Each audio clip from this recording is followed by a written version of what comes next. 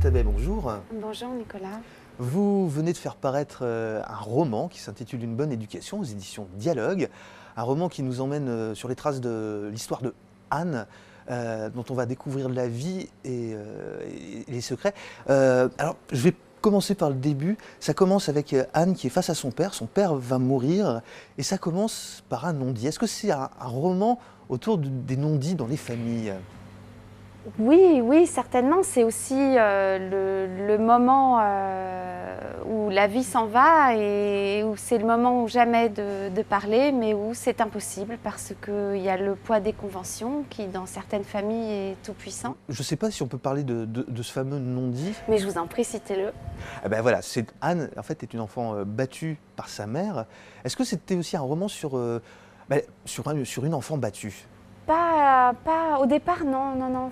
C'était plutôt l'idée de dépeindre une famille qui couvrait 4 générations, des arrière-grands-parents aux enfants, et essayer de montrer comment une famille peut être à la fois très harmonieuse et tout à la fois porter des choses lourdes, comme le souvenir de la guerre, comme peut-être une judéité un peu chassée de la culture familiale, voire tout à fait, et certains secrets aussi, ou de choses dont il ne fallait pas parler. Alors le personnage central, enfin celui qui raconte l'histoire, c'est Anne. Vous avez choisi assez vite ce personnage comme narrateur de cette histoire familiale ? Non, j'ai toujours voulu construire un texte à la première personne et qui soit une fille qui parle, avec quand même dans l'idée de pouvoir travailler sérieusement autour de l'enfance et de l'adolescence, peut-être de façon à ce que le lecteur aussi, notamment parce que Anne s'exprime à la première personne, puisse peut-être s'approprier et revenir sur ses propres temps d'adolescence et d'enfance. Alors, donc ce livre, il rentre dans les souvenirs de Anne. C'est pas un livre chronologique, hein, on ne va pas suivre de A à Z son histoire. On découvre au fur et à mesure, par petites touches.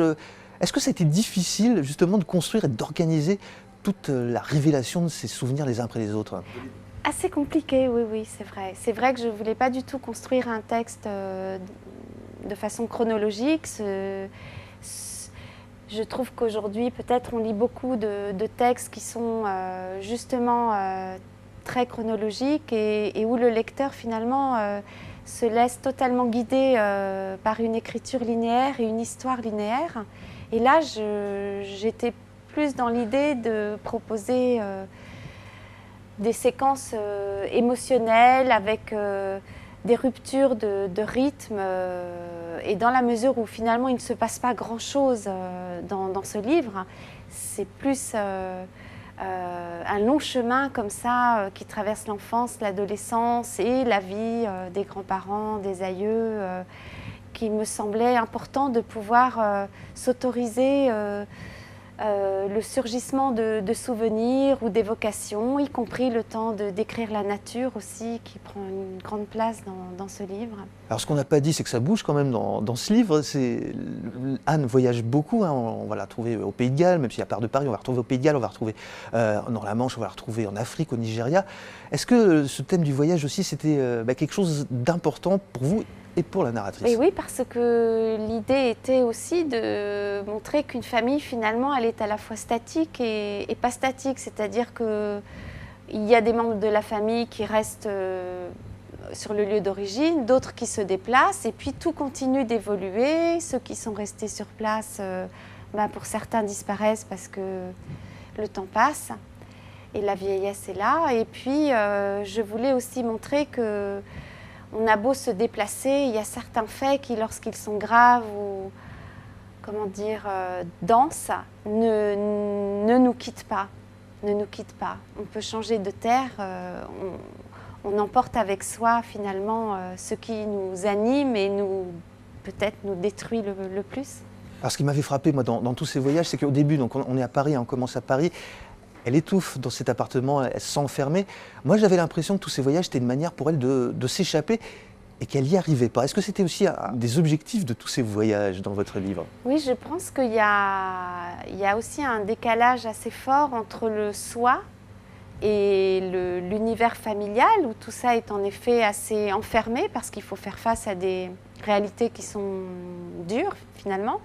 Et puis une nature, une découverte du monde, de la nature, d'autres cultures aussi, qui donnent beaucoup de plaisir et de bonheur et de beauté. Et on se construit aussi par la beauté des paysages. Alors ces voyages, ça vous donne l'occasion aussi de faire beaucoup de descriptions, de faire des tableaux en fait des endroits où Anne passe, où elle va. Vous êtes peintre en plus, hein, c'est pour ça que je vous pose la question. Est-ce que vous aviez l'envie de traduire justement sous forme de tableaux littéraires, entre guillemets, ces paysages? Ouais, voilà. Est-ce que c'était un de vos objectifs justement? Oui, j'avais envie de pouvoir prendre le temps de décrire en effet des paysages. Je suis personnellement extrêmement sensible aux beautés de la nature, comme un coucher de soleil. Et vivant à Paris, je souffre énormément de la privation quotidienne de nature, et c'est vrai que là j'avais envie de retrouver à travers l'écriture des tableaux. Je trouve qu'on ne prend plus tellement la peine ni d'écrire à l'imparfait du reste, ni de décrire, de prendre le temps de décrire la nature et les paysages. Et cette bonne éducation, finalement, avec tout ce qu'elle cache de non-dit, est-ce que c'est pas un roman sur la comédie des apparences? Voilà, tout à fait, c'est exactement ça.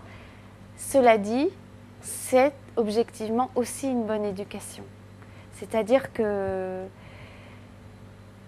c'est un milieu assez privilégié où les arts sont présents, où la maison est belle, où les vacances sont agréables.